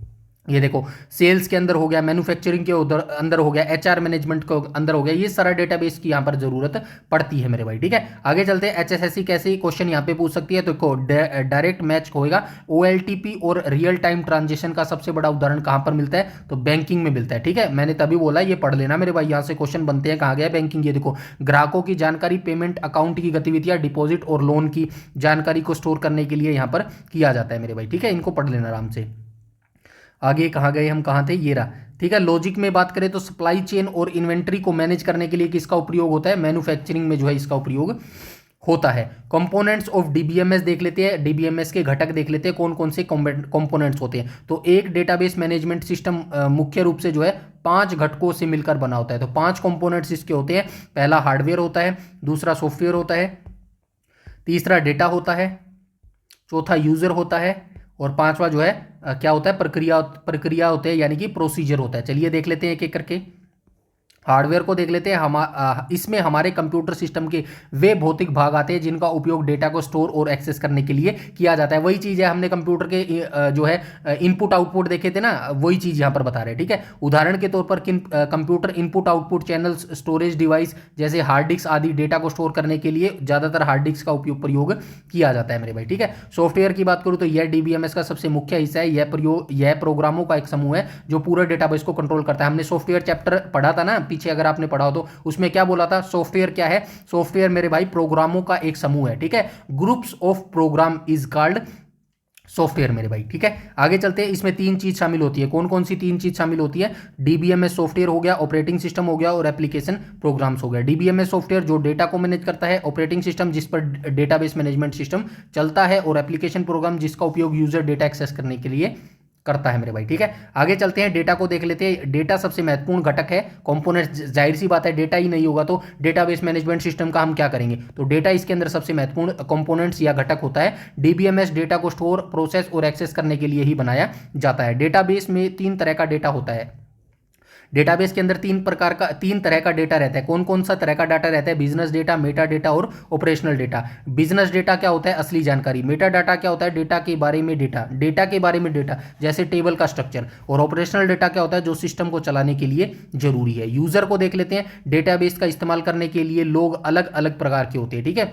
मतलब डेटाबेस का इस्तेमाल अलग अलग तरीके से करेंगे, अलग अलग लोग करेंगे। डेटाबेस एडमिनिस्ट्रेशन, डीबीए, जो पूरे डेटाबेस को मैनेज और कंट्रोल करता है। डेटाबेस डिजाइनर, जो डेटाबेस का स्ट्रक्चर तैयार करता है। एंड यूजर, जो डेटाबेस का इस्तेमाल अपनी अपनी जरूरत के लिए करता है। ये अलग अलग लोग हैं जो अलग अलग डेटाबेस का अलग अलग तरीके से यूज करते हैं। समझ रहे हो मेरी बात? यहाँ पे लिखा है ना यूजर। अब यूजर जरूरी थोड़ी है सारे यूजर जो है वो डेटाबेस एडमिनिस्ट्रेटर का यूज कर रहे हैं, जरूरी थोड़ी है सारे यूजर जो है डेटाबेस डिजाइनर का यूज कर रहे हैं। जिसकी जैसी जरूरत है वो उस हिसाब से यूज कर रहा है मेरे भाई उसका। समझ के यहाँ तक? चलो आगे चलते हैं, प्रोसीजर को देख लेते हैं। प्रोसीजर में क्या बोला गया है? इसमें वे नियम और निर्देश, इंस्ट्रक्शन होते हैं जिनका पालन डेटाबेस को चलाने के लिए किया जाता है। जैसे जैसे डेटाबेस को कैसे सेटअप करना है, लॉगिन कैसे करना है। प्रोसीजर के अंदर, प्रोसीजर वही चीज, आप कोई सामान लेके आते हो, जैसे कि एक नया आप लैपटॉप लेके आए या फिर फोन लेके आए, उसके अंदर एक छोटी बुकलेट आती है ना, उसके अंदर लिखा होता है भाई कैसे कैसे आपको यूज करना है। स्टार्टिंग में जो आप जो सिम डालते हो उसके लिए जो एक पिन दी होती है वो कैसे डालो ताकि डैमेज ना हो उसके, वो प्रोसीजर प्रक्रिया सारी इसके अंदर लिखी होती है। कैसे आपको जो है लॉगिन करना है डेटाबेस के अंदर, कैसे जो है उसका सेटअप तैयार करना है, ये सारी चीजें प्रोसीजर के अंदर लिखी होती है मेरे भाई। अब एचएसएससी कैसे क्वेश्चन पूछ सकती है? ये देखो, टर्मिनोलॉजी, डेटा के बारे में डेटा क्या कहलाता है? मेटा डेटा कहलाता है, ठीक है। डेटाबेस को पूरी तरह कंट्रोल करने वाला व्यक्ति कौन होता है? डीबी होता है, डेटाबेस एडमिनिस्ट्रेटर होता है, ठीक है। तो आपसे डायरेक्ट पूछा जाएगा, बताइए निम्नलिखित में से डेटाबेस को पूरी तरह कंट्रोल करने वाला व्यक्ति क्या कहलाता है या फिर कौन होता है? डेटाबेस जो है एडमिनिस्ट्रेटर ये कहलाता है, ठीक है। डेटाबेस को जो पूरी तरह कंट्रोल कर सकता है उसको क्या बोलते हैं? डेटाबेस एडमिनिस्ट्रेटर बोलते हैं। एडमिनिस्ट्रेटर वही होता है, एडमिनिस्ट्रेटर जो आपका कंप्यूटर होता है ना, फॉर एग्जांपल मानो ये आपका कंप्यूटर है, ये क्या है? पूरा एक जो है एडमिनिस्ट्रेटर है कंप्यूटर, इसके अंदर यूजर होते हैं, ठीक है। फॉर एग्जांपल आपने एक अपना अलग अकाउंट बना लिया और आपके भाई ने जो है उसके अंदर यूजर 2 नाम से जो है दूसरा अकाउंट बना लिया, लेकिन ये कहां पर चल रहे हैं? चल तो एडमिनिस्ट्रेटर पर ही रहे हैं ना। इस तरीके से ये बता रहा है मेरे भाई, ठीक है। हार्डवेयर की बात करूं तो डीबीएमएस में डेटा मुख्य रूप से कहां स्टोर होता है? हार्ड डिस्क के अंदर जो है ये स्टोर होता है, ठीक है। याद रखना ये इंपॉर्टेंट है। डीबीएमएस, डेटाबेस मैनेजमेंट सिस्टम के अंदर जो डेटा होता है मुख्य रूप से कहां पर स्टोर होता है? तो हार्ड डिस्क के अंदर जो है ये स्टोर होता है मेरे भाई। प्रोसीजर की बात करूं तो निर्देशों और नियमों के समूह को क्या बोला जाता है? प्रोसीजर बोला जाता है। यहां तक सारी चीजें जो है क्लियर होनी चाहिए। यहाँ पे डीबीएमएस और फाइल सिस्टम के बीच में जो है डिफरेंस लिखा गया है। यहाँ पे डीबीएमएस है, यहाँ पे फाइल सिस्टम है। परिभाषा की बात करूं तो डीबीएमएस की परिभाषा क्या होगी? यह एक सॉफ्टवेयर है जिसके द्वारा डेटाबेस को मैनेज किया जाता है। और फाइल सिस्टम की परिभाषा क्या होगी? फाइल सिस्टम कंप्यूटरों में फाइल को स्टोर करने का एक तरीका होता है मेरे भाई। ये कंप्यूटर का है, ये डीबीएमएस का, ठीक है। डेटा रेडुडेंसी वही बात है, डुप्लीकेट को रोकना। इसमें डुप्लीकेट डेटा को स्टोर नहीं किया जा सकता, ठीक है। इसमें डुप्लीकेट डेटा को स्टोर किया जा सकता है, सिंपल सी बात है, ठीक है। बैकअप रिकवरी की बात करूं तो यह बैकअप लेने की बहुत अच्छी सुविधा प्रदान करता है, यह बैकअप लेने की सुविधा प्रदान नहीं करता है मेरे भाई, ठीक है। कॉम्प्लेक्सिटी की बात करूं तो यह बहुत अधिक जटिल होता है, यह कम कॉम्प्लेक्स, सरल, सिक्योरिटी, अधिक सुरक्षा प्रदान करता है, यह कम सुरक्षा प्रदान करता है मेरे भाई, ठीक है। सिक्योरिटी की बात करूं, अच्छा उसके अंदर चला गया, ये सिक्योरिटी वाला जो है ना भाई मेरे भाई, ये यहाँ पे आएगा, ठीक है। ये थोड़ा सा आगे पीछे हो गया, ठीक है। चलिए कोई बात नहीं। सिक्योरिटी यह अधिक सुरक्षा प्रदान करता है, ये कम सुरक्षा प्रदान करता है, ठीक है। और कॉस्ट की बात करूँ तो ये काफ़ी महंगा है और यह काफ़ी जो है कम महंगा है, थोड़ा सा सस्ता हो जाएगा। बस यही जो है थोड़ा सा इनके अंदर डिफरेंस है मेरे भाई, ठीक है। थोड़ा सा ये टाइपिंग मिस्टेक हो गई है, थोड़ा सा एडजस्ट कर लेना, बट यू डोंट वरी, जो आपको पीडीएफ में टेलीग्राम पर दूंगा ना उनमें जो है ये सारे चेंज करके ही दूंगा मेरे भाई, समझ गए मेरी बात। चलिए आगे चलते हैं, आगे देख लेते हैं। एचएसएससी स्टैटिक पॉइंट्स के तरीके से देख लेते हैं। रेडुडेंसी, किस सिस्टम में डेटा का दोहराव ज़्यादा होता है? तो फाइल सिस्टम में जो डेटा होता है वो ज़्यादा दोहराव होता है, क्योंकि ये उसके अंदर नहीं हो सकता। किसके अंदर नहीं हो सकता? डीबीएमएस के अंदर नहीं हो सकता, क्योंकि वहाँ पे डेटा का दोहराव नहीं होता है, ठीक है। बैकअप की बात करूँ तो किसमें डेटा रिकवरी और बैकअप की सुविधा बेहतर होती है? डीबीएमएस में होती है। सिक्योरिटी की बात करूँ तो सुरक्षा के लिहाज से कौन सा सिस्टम कमजोर माना जाता है? File system. आगे देख लेते हैं, डेटा इंडिपेंडेंस देख लेते हैं। परिभाषा की बात करूं तो डेटा इंडिपेंडेंस की परिभाषा क्या होती है? अगले लेवल में स्केमा डेफिनेशन को बिना प्रभावित किए केवल एक लेवल में स्केमा डेफिनेशन को बदलना, मॉडिफाई करना, डेटा इंडिपेंडेंस कहलाता है मेरे भाई, ठीक है। डेटा इंडिपेंडेंस की जो डेफिनेशन होती है वो क्या कहती है? अगले लेवल में स्केमा डेफिनेशन को बिना प्रभावित किए, यानी कि बिना उसको छेड़छाड़ तंग किए, केवल एक लेवल में स्केमा डेफिनेशन को बदलना, मॉडिफाई करना डेटा इंडिपेंडेंस कहलाता है। अब सरल शब्दों में यहाँ पे लिख दिया गया है, इसका मतलब यह है कि हम डेटाबेस के एक लेवल जैसे फिजिकल लेवल पर बदलाव कर सकते हैं बिना उसके ऊपर वाले लेवल कॉन्सेप्चुअल लेवल को छेड़े मेरे भाई। ठीक है, आगे चलते हैं। फायदा क्या है, इसकी मदद से हम डेटा को सभी प्रोग्राम्स से अलग रख सकते हैं। इसमें डेटा को मैनेज करना जो है आसान हो जाता है। आगे देख लेते हैं। इसके दो मुख्य प्रकार होते हैं। ठीक है, आर्किटेक्चर के हिसाब से कि कितने प्रकार का होता है, ये दो प्रकार का होता है डेटा इंडिपेंडेंस। कौन कौन सा होता है, एक तो फिजिकल डेटा इंडिपेंडेंस और दूसरा होता है logical data independence. Physical data independence की यहाँ पे डेफिनेशन देखो, फिजिकल लेवल पर बदलाव करने से ऊपर के लेवल्स पर कोई फर्क नहीं पड़ता है। और logical data independence, logical structure बदलने पर यूजर के व्यू पर असर नहीं पड़ता है मेरे भाई। ठीक है, चलिए आगे चलते हैं। एचएसएससी कैसे क्वेश्चन पूछता है, डायरेक्ट एमसीक्यू पूछेगा। निचले लेवल के स्कीमा को बदलने पर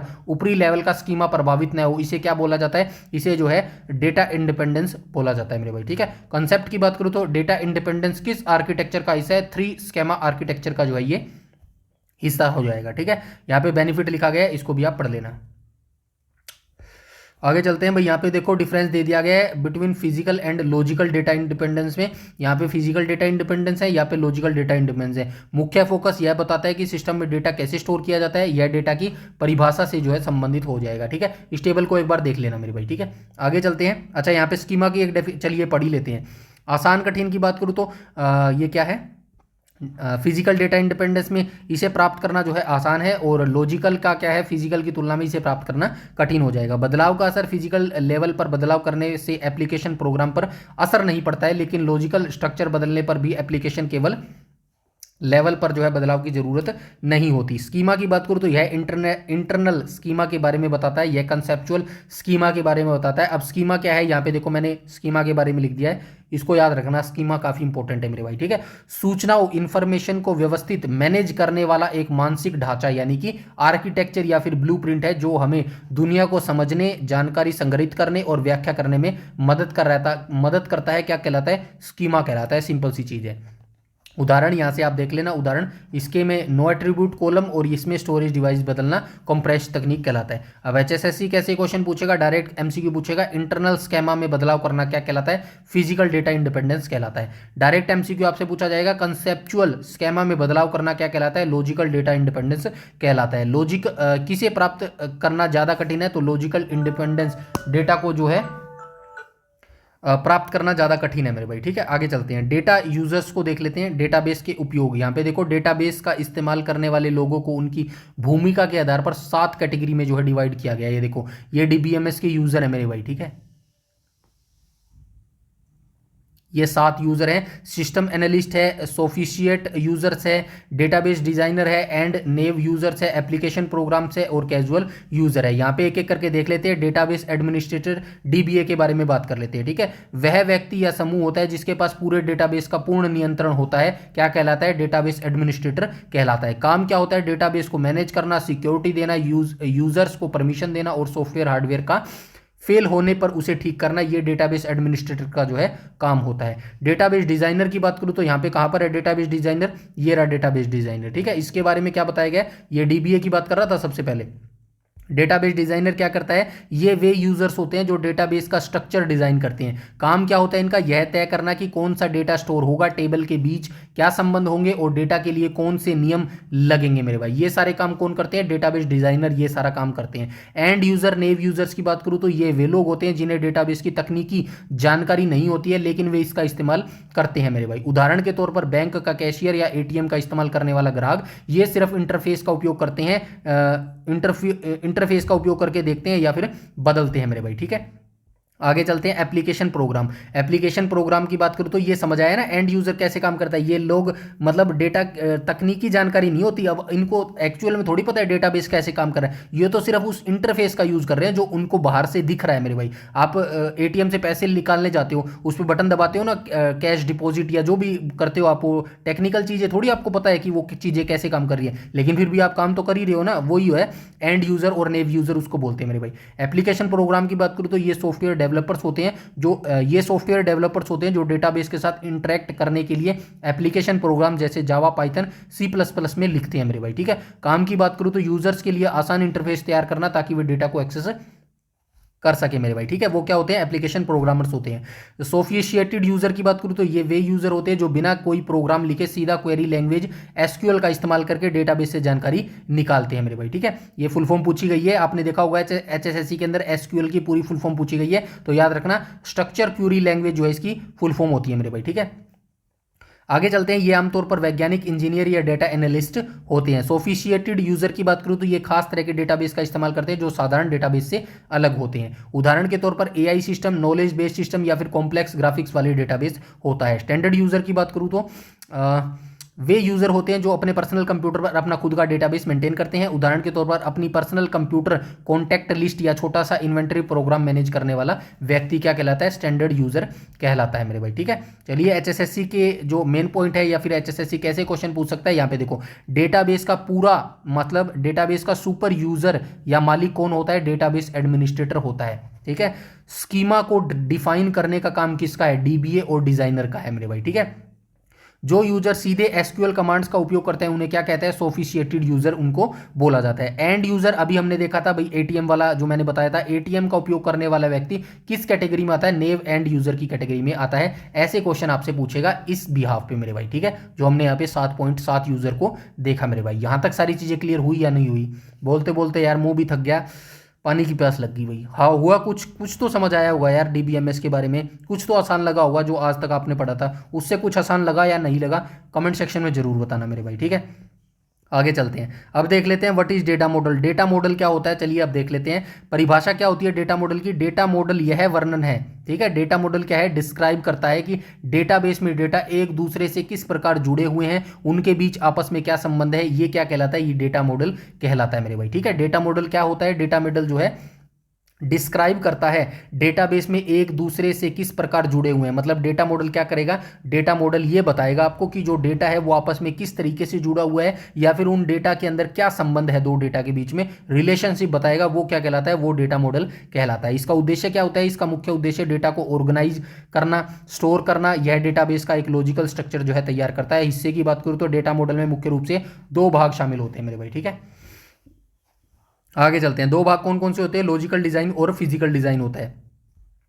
सरल उदाहरण यहाँ पे दिया गया है, जिस प्रकार एक इंजीनियर मकान बनाने से पहले उसका नक्शा या मॉडल तैयार करता है, उसी प्रकार डेटाबेस डिजाइनर जो है डेटाबेस बनाने से पहले उसका डेटा मॉडल तैयार करता है। समझ आई बात, समझ गए। आप घर कोई नया घर बनाओगे उससे पहले आर्किटेक्चर के पास जाओगे ना, एक ब्लूप्रिंट तैयार करवाओगे, एक नक्शा तैयार कराओगे, ऐसे ही जो है डेटा मॉडल होता है मेरे भाई, ठीक है। डेटाबेस डिजाइनर क्या करता है, डेटाबेस बनाने से पहले डेटा मॉडल तैयार करता है। मतलब एक जो है वो रफ एंड टफ जो है डिजाइन बनाता है कि ऐसे ऐसे जो है डेटा मॉडल मैं बनाऊंगा, उसके अंदर यहां से जो है डाटा आएगा, मतलब एक रफ टाइप वो जो है बनाता है मेरे भाई, समझ गए मेरी बात। आगे चलते हैं, एडवांटेज ऑफ डेटा मॉडल यहां से पढ़ लेना भाई।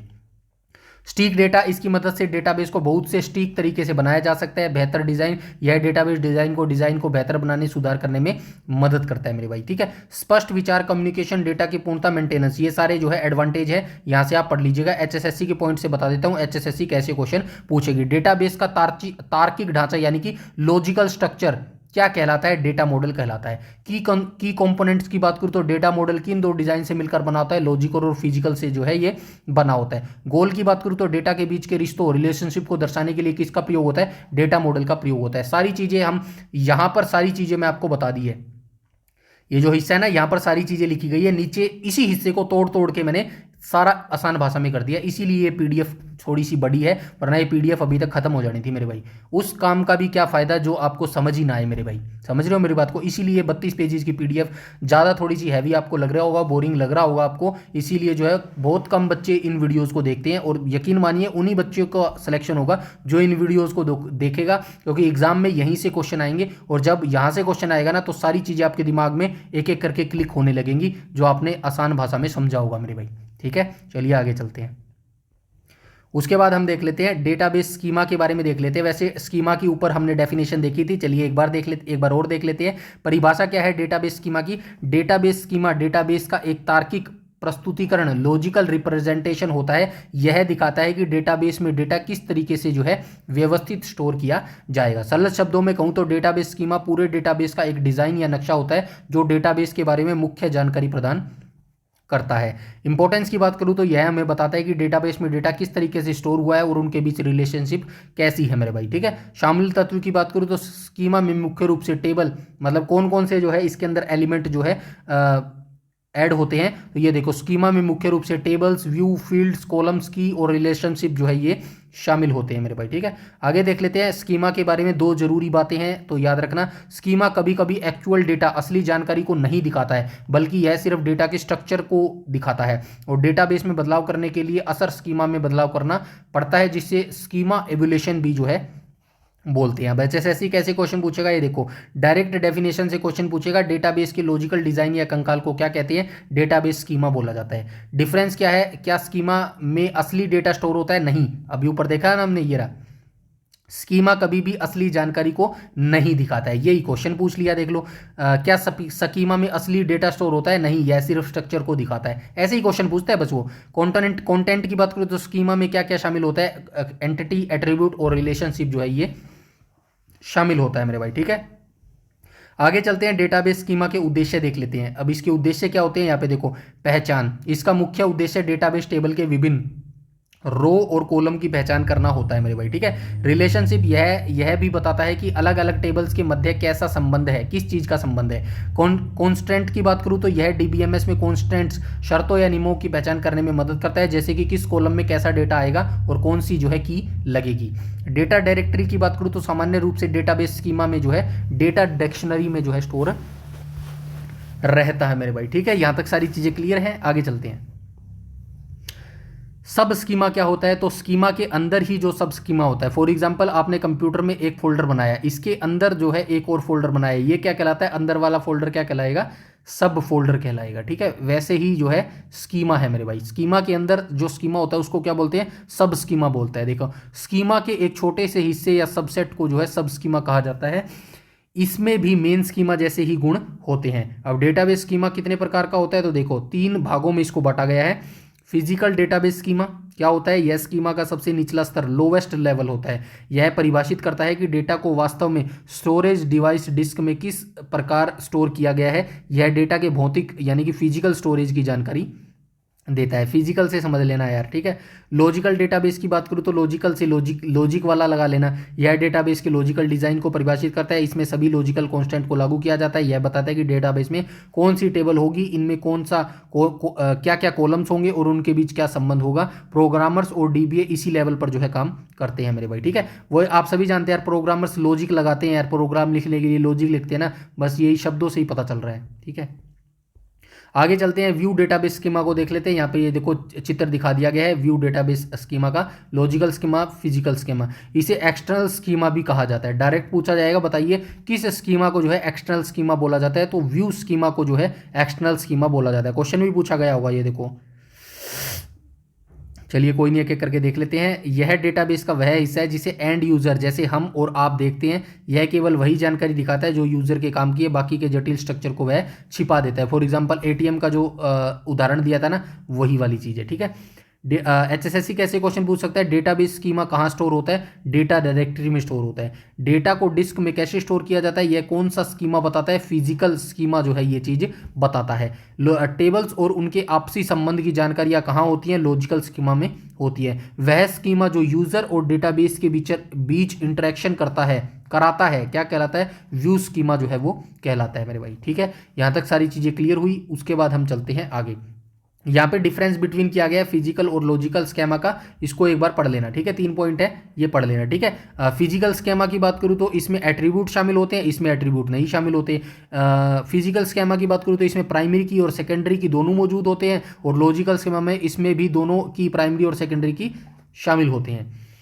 यह कॉलम नेम और उनके डेटा टाइप को शामिल नहीं करता है, यह कॉलम नेम और डेटा टाइप को शामिल करता है, ठीक है। ये डिफरेंस हो गया फिजिकल और लॉजिकल स्कीमा में। अब इंस्टेंस इन डीबीएमएस की बात कर लेते हैं। इंस्टेंस क्या है, तो परिभाषा इसकी कहा जाएगी, किसी भी एक विशेष समय पर डेटाबेस में मौजूद जानकारी को इंस्टेंस कहा जाता है। उदाहरण मान लीजिए आपकी एक स्टूडेंट टेबल है, ठीक है, आपने ये एक टेबल बनाई, ये कौन सी टेबल है, स्टूडेंट की ये एक टेबल है मेरे भाई, ठीक है, जिसमें अभी 50 बच्चों का रिकॉर्ड है। इसमें क्या है, 50 बच्चों का रिकॉर्ड है मेरे भाई।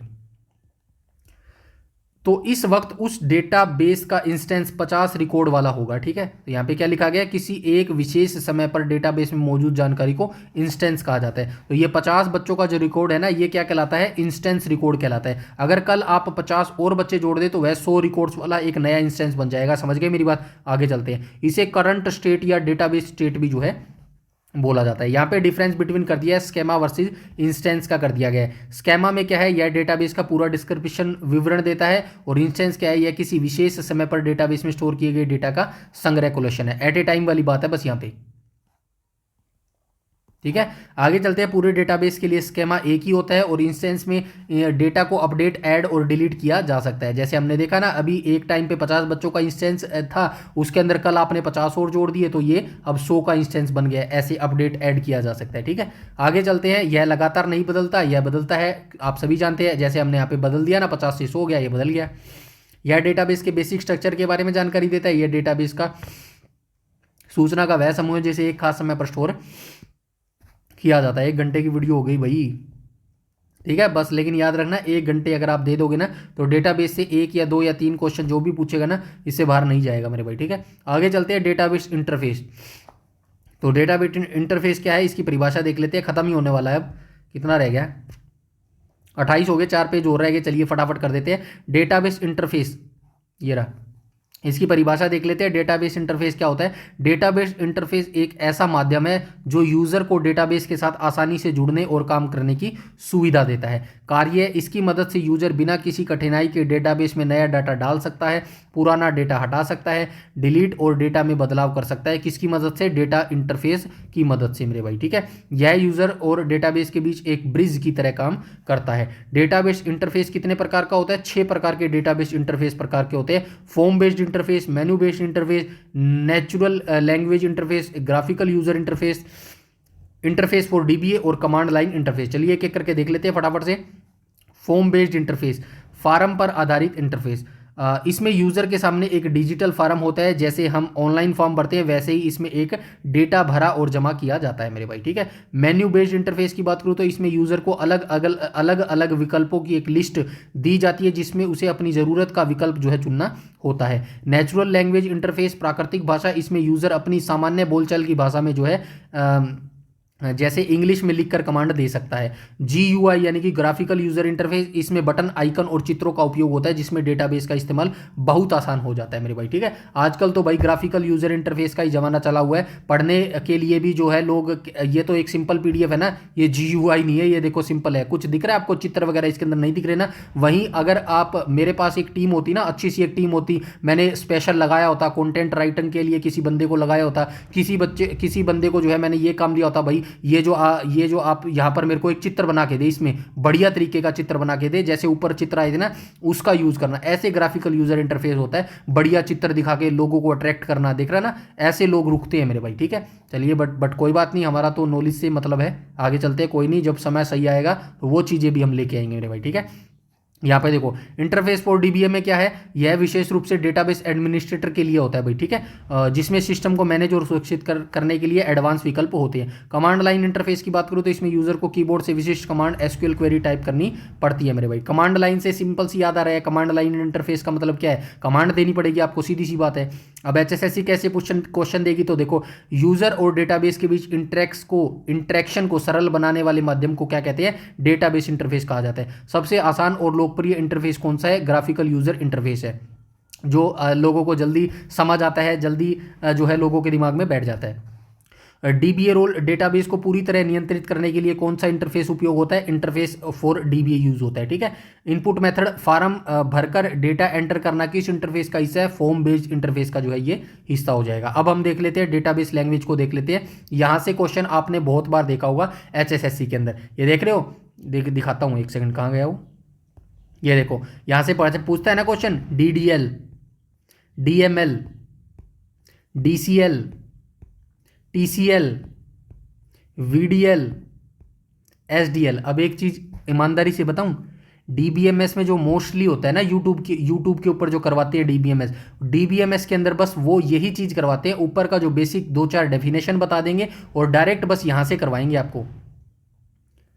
डीडीएल से एक पॉइंट से लेके डीडीएल हो गया, डीएमएल हो गया, डीसीएल हो गया, टीसीएल हो गया, वीडीएल हो गया, एचडीएल हो गया, बस इतना सा करवाते हैं डीबीएमएस के अंदर। अगर मैंने कुछ गलत बताया हो तो कमेंट सेक्शन में बता देना, कोई दिक्कत वाली बात नहीं है। इतना जो पिछले 1 घंटे से मैं यहाँ पे लिख के बैठा हूँ ना, जो मैं बोल रहा हूँ, इतना अगर कोई करवाता हो ना यूट्यूब में तो मेरे साथ भी शेयर कर देना मेरे भाई वो वीडियो, ठीक है।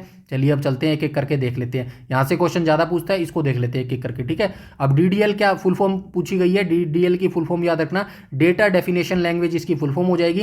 क्या होता है ये, यह भाषा डेटाबेस के ढांचे स्ट्रक्चर को बनाने और उसमें बदलाव करने के लिए उपयोगी होता है। यह सीधे स्कीमा पर जो है काम करती है मेरे भाई, ठीक है। Create, alter, drop, truncate, rename, comment मेरे भाई, ठीक है। क्रिएट क्या है, नया डेटाबेस टेबल या इंडेक्स बनाने के लिए। ऑल्टर क्या है, पहले से बनी टेबल के ढांचे में बदलाव करने के लिए नया कॉलम जोड़ना। ड्रॉप क्या है, पूरी टेबल को उसके डेटा और स्ट्रक्चर सहित हमेशा के लिए डिलीट करने के लिए। ट्रंकेट क्या है, टेबल के अंदर के सभी रिकॉर्ड्स को एक साथ हटाने के लिए स्ट्रक्चर बचा रहता है, ठीक है। मतलब कि फॉर एग्जांपल जो है ये एक टेबल है, ठीक है, ये एक टेबल है। अब इसके अंदर बहुत सारा टेबल डाटा लिखा गया है, यहाँ पे 1 है, यहाँ पे 2 है, यहाँ पे 3 है, यहाँ पे 4 है, मतलब पूरी टेबल में कुछ ना कुछ लिखा गया है। अगर आप ट्रंकेट का यूज करेंगे ना तो अंदर का जो डाटा है ना वो सारा मिट जाएगा, बस ये टेबल टेबल रह जाएगी, यानी कि ये टेबल टेबल ऐसी ऐसी रह जाएगी, ठीक है। आई समझ में, इसको ट्रंकेट बोलते हैं मेरे भाई, ठीक है। रीनेम, टेबल का नाम बदलने के लिए रीनेम का यूज किया जाता है। कमेंट की बात करूं तो डेटा डिक्शनरी में टिप्पणियां जोड़ने के लिए कमेंट का यूज किया जाता है। सिंपल सी सारी चीजें हैं मेरे भाई, कुछ भी इसके अंदर जो है डिफिकल्ट नहीं है। चलिए आगे चलते हैं, डीएमएल को देख लेते हैं। फुल फॉर्म याद रखना, डेटा मैनिपुलेशन लैंग्वेज इसको बोलते हैं। इसका उपयोग टेबल के अंदर मौजूद डेटा के साथ काम करने के लिए किया जाता है। अच्छे तरीके से पढ़ लेना इस यहां से डीडीएल से, ये जो है ना डेटा लैंग्वेज के प्रकार, डेटाबेस लैंग्वेज के प्रकार, यहां से अच्छे तरीके से पढ़ना है आपको, ठीक है। डीडीएल के बारे में बता दिया, याद रखना है। डीडीएल क्या काम करता है, भाषा डेटाबेस के ढांचे, आर्किटेक्चर, जो आर्किटेक्चर होता है ना, जो ब्लूप्रिंट होता है, घर का नक्शा होता है, उसको बनाने, उसको बदलाव करने में सीधा स्कीमा पर जो है काम करता है, ठीक है। मतलब कैसे आपकी जो है डेटा आएगा अंदर। डीएमएल क्या काम करता है, डीएमएल यानी कि मैनिपुलेशन, डेटा को मतलब कैसे देखना है, कैसे बनाना है। ये देखो, सेलेक्ट आएगा, इंसर्ट यूज करेंगे, अपडेट करेंगे, डिलीट करेंगे। सेलेक्ट डेटाबेस से जानकारी प्राप्त करने या देखने के लिए। इंसर्ट टेबल में नई रो या डेटा डालने के लिए इंसर्ट का यूज होएगा, जाहिर सी बात है। अपडेट पहले से डेटा की वैल्यू बदलने के लिए, और डिलीट किसी विशेष रिकॉर्ड को टेबल से हटाने के लिए मेरे भाई, ठीक है। डीसीएल की बात कर लेते हैं, फुल फॉर्म याद रखना, डेटा कंट्रोल लैंग्वेज इसकी फुल फॉर्म होगी। यह भाषा सुरक्षा, सिक्योरिटी और एक्सेस कंट्रोल के लिए है मेरे भाई, ठीक है। किसे कितना डेटा दिखेगा, ठीक है, तो डीसीएल उसके लिए यूज होता है। ग्रांट, किसी यूजर को डेटाबेस एक्सेस करने की अनुमति देना। रिवोक, दी गई अनुमति को वापस लेना। टीसीएल आ जाएगा उसके बाद, ट्रांजैक्शन कंट्रोल लैंग्वेज आ जाएगा। यह डेटाबेस में होने वाले लेन देन को नियंत्रित करता है। कमिट, किए गए बदलावों को स्थायी रूप से सेव करने के लिए। रोल बैक, गलती होने पर पिछले सेव पॉइंट या कमिट तक वापस जाने के लिए अंडो की तरह। और सेव पॉइंट ट्रांजैक्शन के बीच एक अस्थायी जो है चेक पॉइंट बनाने के लिए मेरे भाई, ठीक है। उसके बाद वीडीएल, व्यू डेफिनेशन लैंग्वेज इसकी फुल फॉर्म हो जाएगी। यह भाषा यूजर के व्यू को कंट्रोल करती है। पूरा नाम क्या हो जाएगा, view definition language full form हो जाएगी। काम, इसका प्रयोग यूजर व्यू और उनकी कंसेप्चुअल स्केमा के साथ मैपिंग को निर्धारित करने के लिए जो है इसका यूज किया जाता है। वर्चुअल टेबल की बात करूं तो यह वर्चुअल टेबल आभासी तालिकाएं बनाने में मदद करता है, जिसमें यूजर को डेटाबेस का केवल वही हिस्सा दिखता है जो उसके काम का होता है। सिक्योरिटी की बात करूं तो यह डेटा को सुरक्षित रखने में मदद करता है, क्योंकि यूजर असली टेबल स्ट्रक्चर को नहीं देख पाता। एचडीएल की बात करूं, फुल फॉर्म याद रखना, स्टोरेज डेफिनेशन लैंग्वेज। यह डेटाबेस की सबसे गहरी भाषा है। पूरा नाम स्टोरेज डेफिनेशन लैंग्वेज हो जाएगा। काम, दो स्कीमा इंटरनल और कंसेप्चुअल के बीच में मैपिंग को स्पेसिफाई करती है। फिजिकल स्टोरेज, यह निर्धारित करती है कि डेटा वास्तव में डिस्क या मेमोरी में किस भौतिक रूप में स्टोर होगा। एचएसएससी स्पेशल पॉइंट की बात करूं तो truncate versus delete. Truncate DDL बहुत तेज और पूरी टेबल खाली कर देता है। डिलीट डीएमएल धीमी और इसमें वेयर क्लोज लगाकर एक एक रिकॉर्ड डिलीट किया जा सकता है। ऑल्टर वर्सेस डुप्लीकेट की बात करूं तो ऑल्टर डीडीएल का है, टेबल का कॉलम जैसे एज का कॉलम जोड़ना बदलना। और अपडेट डीएमएल का है, डीएमएल, ठीक है, हाँ ठीक है। टेबल के अंदर की वैल्यू जैसे कि राम की उम्र 20 से 21 करना, ये बदलता है मेरे भाई, ठीक है। एम का मतलब क्या है, मैनिपुलेशन है ना, मैनिपुलेशन ऊपर देखा था ना, किसी चीज को अपडेट करना, बदलना। यहां पे आप बदल ही तो रहे हो, 20 से 21 कर रहे हो ना। आगे चलते हैं, रोल बैक। क्या डीडीएल कमांड्स जैसे ड्रॉप को रोल बैक किया जा सकता है, नहीं, डीडीएल कमांड्स ऑटो कमिट होते हैं मेरे भाई, ठीक है। मेटा डेटा की बात करूँ तो डेटाबेस के ढांचे की जानकारी कहाँ होती है, डेटा डिक्शनरी में, जिसे डीडीएल द्वारा बनाया जाता है। व्यू मैपिंग की बात करूँ तो यूजर व्यू को लॉजिकल स्कीमा से जोड़ने वाली भाषा कौन सी है, वीडीएल हो जाएगी। इंटरनल स्कीमा की बात करूँ तो इंटरनल स्कीमा को परिभाषित करने के लिए किसका उपयोग होता है, एसडीएल का होता है। मैपिंग, दो अलग अलग स्कीमा लेवल्स के बीच संबंध कौन तय करता है, वीडीएल और एसडीएल संबंध जो है ये तय करते हैं मेरे भाई, ठीक है। तो यहां पे हमारा डीबीएमएस खत्म हो गया मेरे भाई, यहां पे हमारा जो है डीबीएमएस कंप्लीट हो गया है, थ्योरी सेक्शन, ठीक है। इसके एमसीक्यू हम कब करेंगे, कल करेंगे मेरे भाई, ठीक है, संडे वाले दिन करेंगे। टॉप 50 एमसीक्यू देख लेके आऊंगा मैं वहां पे। तो यहां से आपने जितना भी समझा होगा ना, जो जितना भी सीखा होगा, जितना भी आपके दिमाग में बैठा होगा, कल वहीं से आपकी जो है प्रैक्टिस करेंगे हम, ठीक है। तो कमेंट सेक्शन में जरूर बताना मेरे भाई। देखिए बहुत सारी मेहनत लग रही है आपके लिए कंटेंट लेके आने में, ऐसा कंटेंट नहीं मिलेगा, ऑनेस्टली बोल रहा हूँ मेरे भाई। और आपको ये चीज़ दिख भी रही होगी यूट्यूब पर, इतना डिटेल में कहीं पर मिल जाए आपको, ठीक है। डिटेल में कोई पढ़ना नहीं चाहता आज के समय में, ये सच्चाई है। और सच्चाई दूसरी ये है, बिना डिटेल में पढ़े आपका सिलेक्शन भी नहीं होगा। कितने ही टॉप 200 टॉप 100 एग्जाम के टाइम पे ऐसी वीडियो देख लेना थंबनेल में, माफ कीजिएगा यूट्यूब पर, वहां से आपका सिलेक्शन नहीं होगा। किसी बंदे को ये चीज़ बुरी लग रही है ना, तो बेशक लग जाए मेरे भाई, वहां से सिलेक्शन आपका नहीं होने वाला। ये जो आज आप मेहनत कर रहे हो ना, इसी मेहनत को पॉलिश करने का काम करती है वो चीज़ जो आप यूट्यूब पर एग्जाम के टाइम देख रहे हो ना। टॉप 200 एमसीक्यू लगा लिए डेटाबेस के, टॉप 500 लगा लिए डेटाबेस के, टॉप 500 C++ के लगा लिए, कंप्यूटर की मैराथन देख ली। वो सिर्फ आपकी मेहनत को पॉलिश करने का काम करता है। जितनी आपने पीछे मेहनत की हो ना, उसका जो है आपको वहाँ पे पता लगता है कितनी मैंने मेहनत की है। वहाँ से सिलेक्शन कभी नहीं होता, ये दिमाग में आपने बिठा लेना। किसी भाई के बहम होना तो बता देना मेरे को, ठीक है। तो चलिए आज के वीडियो के लिए इतना ही रखते हैं, बस इस मेहनत के लिए बस इतना सा चाहता हूँ आपके लिए। वीडियो को लाइक कर देना और वीडियो को शेयर कर देना मेरे भाई, ठीक है। और इस पीडीएफ को बिल्कुल फ्री में प्राप्त करने के लिए टेलीग्राम चैनल को ज्वाइन कर लेना मेरे भाई। और आपका जो भी व्यू है, जो भी फीडबैक है, कुछ भी है, कैसा भी, आप जरूर बताना, मेरे लिए बहुत इंपॉर्टेंट मायने रखता है मेरे भाई वो चीज़, ठीक है। ताकि मैं ऐसे ही मेहनत करके आपके लिए पेड जैसा कंटेंट जो है बिल्कुल फ्री में प्रोवाइड करवा सकूँ मेरे भाई, ठीक है। तो आज के वीडियो में इतना ही रखते हैं, आज के लिए इतना ही, मिलते हैं नेक्स्ट वीडियो में बहुत जल्द, तब तक के लिए धन्यवाद।